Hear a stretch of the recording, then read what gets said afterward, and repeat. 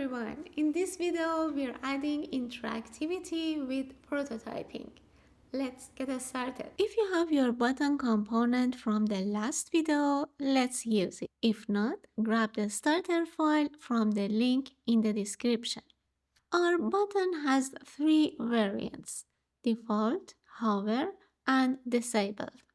We want to create interactions between these variants.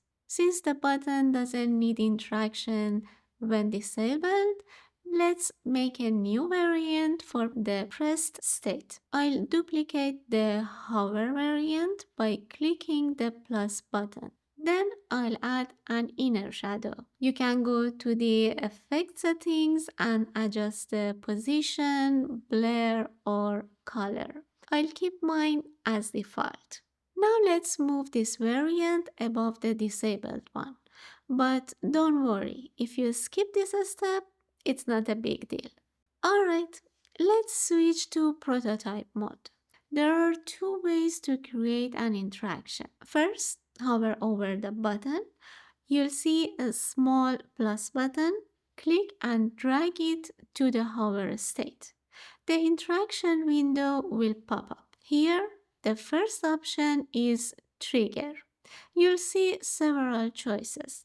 For this, we need while hovering. Since we connected the default state to the hover state, Figma automatically sets the action to change to. This means it will switch to the hover state when you hover. I leave the animation as instant. Now let's try another way to create an interaction. Select the button and in the prototype panel, click the plus button next to the interaction. This opens the interaction window. This time, let's set the interaction to while pressing. We need to set the action manually to change to.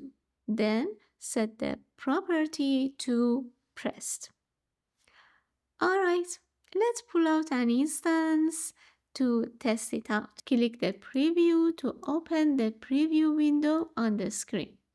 Notice that when I hover, it shows the purple variant, and while pressing, the shadow appears. When I let go, since we didn't set any other interaction, it goes back to the default state. Thanks for joining me, and until next time, elevate and create.